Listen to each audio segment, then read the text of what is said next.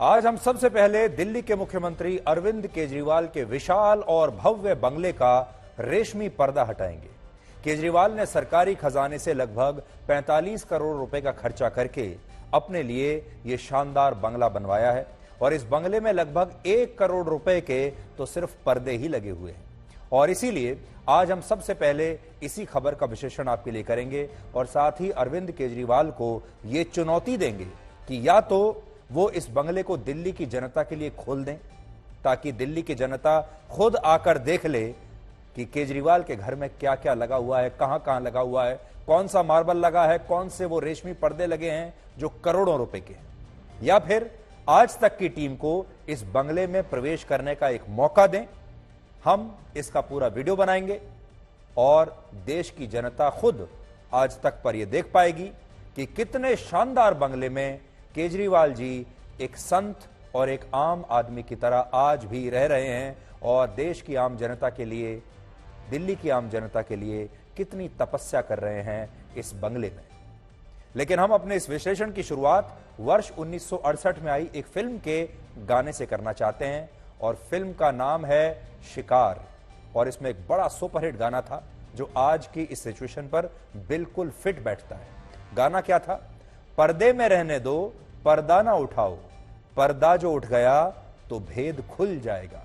और ऐसा लगता है कि यह गाना दिल्ली के मुख्यमंत्री अरविंद केजरीवाल पर आज बिल्कुल फिट बैठ रहा है क्योंकि अब अरविंद केजरीवाल ये कह रहे हैं कि 8 लाख रुपए का रेशमी पर्दा अगर उठ गया तो उनका भेद खुल जाएगा। तो आज हम मुख्यमंत्री अरविंद केजरीवाल के शानदार बंगले में लगे रेशमी पर्दे को हटाएंगे आपके लिए, और जब ये रेशमी पर्दा हटेगा तो आप देख पाएंगे कि केजरीवाल के घर में क्या क्या लगा है जो आपके घरों में नहीं है।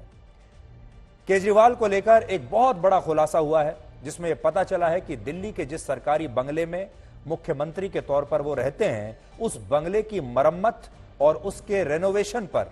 5 या 10 करोड़ रुपए नहीं बल्कि पूरे 45 करोड़ रुपए खर्च हुए हैं और अब यह सरकारी बंगला अंदर से एक महल में तब्दील हो गया है। यह इतना शानदार बंगला है कि आज शायद गौतम अडानी के साथ भी इस बंगले का कंपटीशन हो सकता है। हो सकता है गौतम अडानी को भी यह बंगला देखकर आज शर्म आ जाए। गौतम अडानी ऐसे बंगलों में रहते होंगे तो शायद समझ में भी आती है बात, वो बहुत पैसे वाले हैं और उनकी इसीलिए आजकल बहुत ट्रोलिंग भी होती है क्योंकि पैसा बहुत ज्यादा है। लेकिन अगर आज आप अरविंद केजरीवाल के इस बंगले को भी देखेंगे तो यकीनन अरविंद केजरीवाल का यह बंगला भी गौतम अडानी के बंगले को अच्छा खासा कंपटीशन दे सकता है। वर्ष 2014 में जब अरविंद केजरीवाल को दिल्ली का मुख्यमंत्री बनने के बाद टाइप 5 का एक सरकारी बंगला अलॉट हुआ था, तब उन्होंने इस बंगले में शिफ्ट होने से साफ इनकार कर दिया था और तब उन्होंने कहा था कि वो तो एक आम आदमी है और एक आम आदमी को रहने के लिए इतने बड़े बंगले की जरूरत नहीं होती। उस समय केजरीवाल जी ये बात शायद इसलिए कह रहे थे क्योंकि उनसे पहले दिल्ली की पूर्व मुख्यमंत्री शीला दीक्षित उस जमाने में टाइप 8 के सरकारी बंगले में रहती थी। जो टाइप 8 का जो सरकारी बंगला होता है वो बहुत बड़ा बंगला होता है और वो भारत सरकार में जो मंत्री हैं उन्हें मिलता है। तो शीला दीक्षित क्योंकि बड़े बंगले में रहती थी,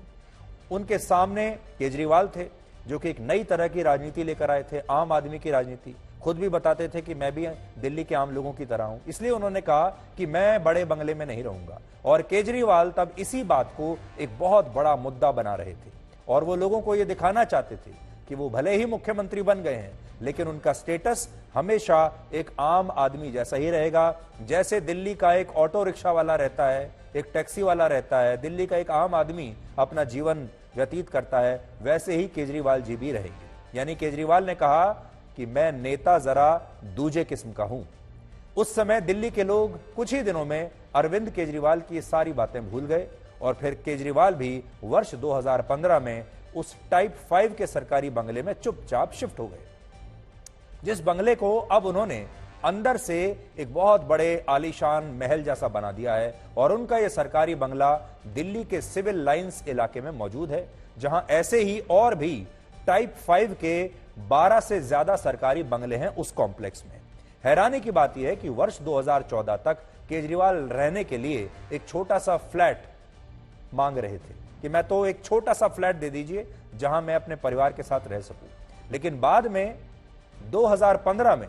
वो खुद इस सरकारी बंगले में शिफ्ट हो गए, जिसे धीरे धीरे उन्होंने बहुत विशाल, बहुत भव्य और बहुत आलीशान बना लिया। और दिल्ली की जनता को पता ही नहीं चला, क्योंकि जब वो दिल्ली की जनता के सामने आते थे या अभी भी आते हैं तो वही पुरानी चप्पल पहनकर आते हैं, पुराने कपड़े पहनकर आते हैं, 5 रुपए का पेन अपनी जेब में रखकर आते हैं। सबसे ज्यादा हैरानी की बात यह है कि कोविड के समय में दिल्ली के लोग अस्पतालों में बेड के चक्कर में संघर्ष कर रहे थे, और तब केजरीवाल के इसी सरकारी बंगले में बेड से लेकर दूसरी चीजों को बदला जा रहा